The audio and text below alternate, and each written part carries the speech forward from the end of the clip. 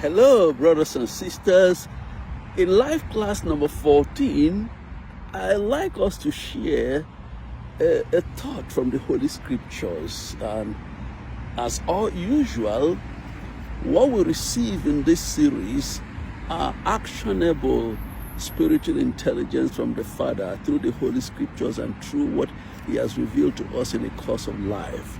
One of the things I want to share with you today, and for life class number 14, is the incredible resource called grace. The incredible manifestation of God's mercy, God's love, God's strength that is given to us called grace. And you know what? If you receive grace, you'll succeed where works fail. All the works, everything you ever done that led to failure, that didn't amount to much, most likely they were done in the arm of the flesh. They were done with our own strength. There is a better way. There's a better way, a more productive way. That's the way of grace. Amen and brethren, first, what then is grace? Grace is Yeshua manifested. Jesus manifested. That's grace. He brought down grace from heaven. You know, there were two people in the Old Testament, two people in the Scriptures, Moses, who mediated the Old Testament, and Yeshua, the mediator of the New Covenant.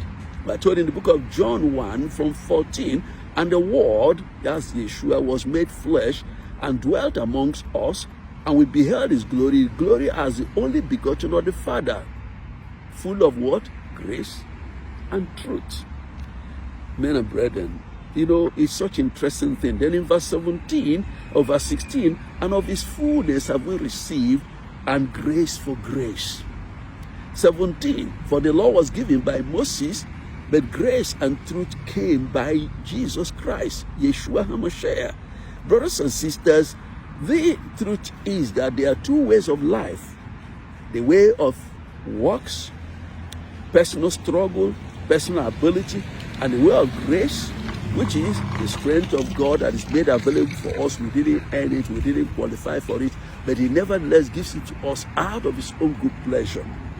And that's the point Romans 11 wanted to make clear to every Christian, that you have two ways before us in everything. What are the two ways? In book of Romans 11 verse 5 and 6, even so then at this present time, there is a remnant according to the election of grace. There's a remnant. Just like in the days of Elijah when he taught only him, and Lord said, no, it's not only you. There are 7,000 men who have not bowed their knee to Baal. And you know what? Men and brethren, He says, and if by grace, verse 6, then it is no more of works. They were not preserved by their own ability, by their own self-righteousness, by what they could do or not do. He says, otherwise, grace is no more grace.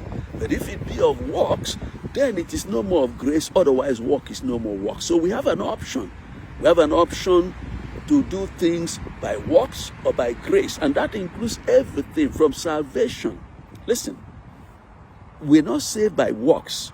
We are saved by grace through faith. But then, when we are saved, we now bring forth the fruit of that grace, which is the works of righteousness. That is to say, through grace alone, we get saved.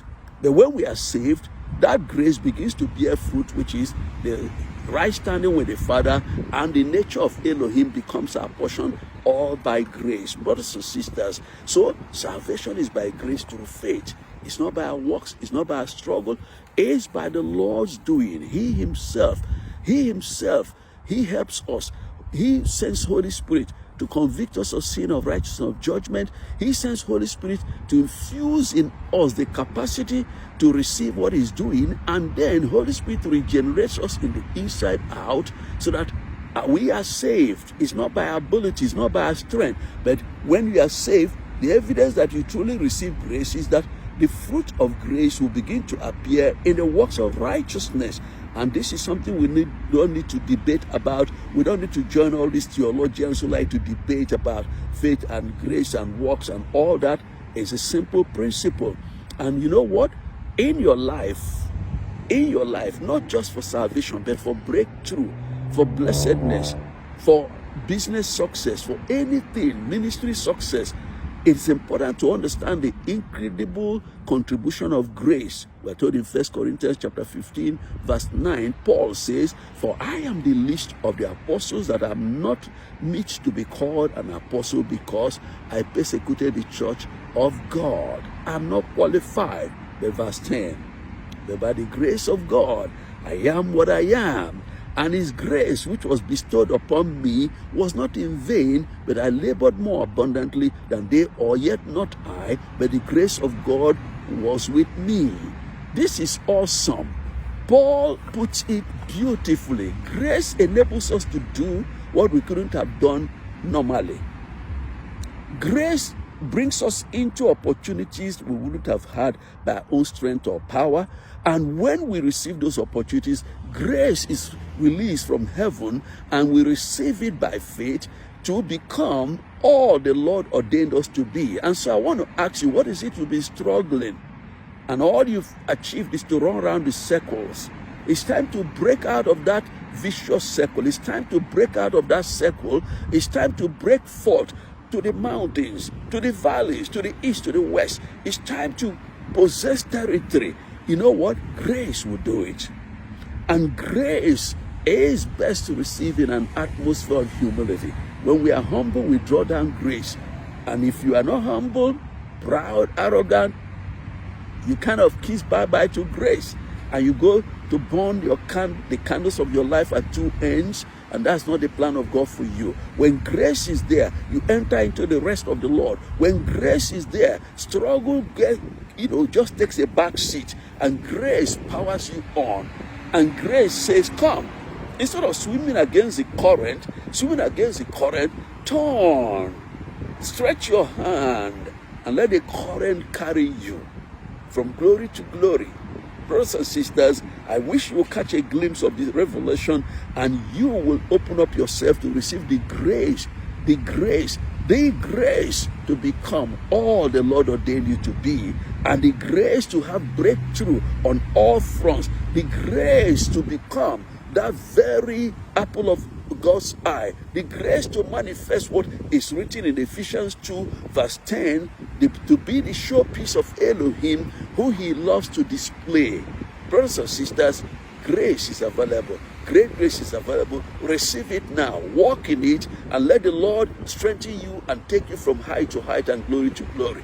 If this has blessed you, tell us what you received from this short presentation, and share it with friends and family so that they too will be blessed in Yeshua's name. Thank you so much for being with us on this program and watching, and we believe you learned something and the Lord bless you. Now it's time to connect with us on our social media platforms. We have a daily live stream on Facebook, Monday all the way to Sunday, every day, about 10:30 a.m. UK time.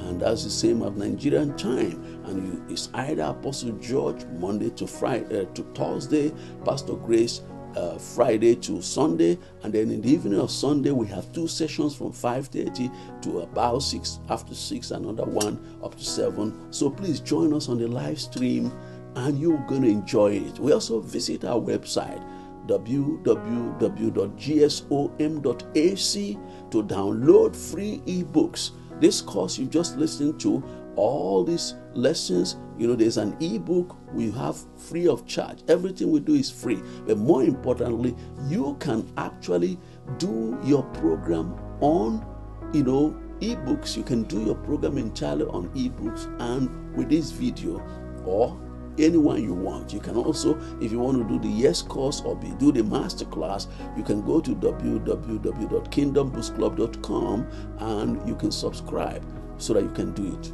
You can also subscribe to our channels, this YouTube, gsom.tv, and we also have a Telegram channel, GSOM Media.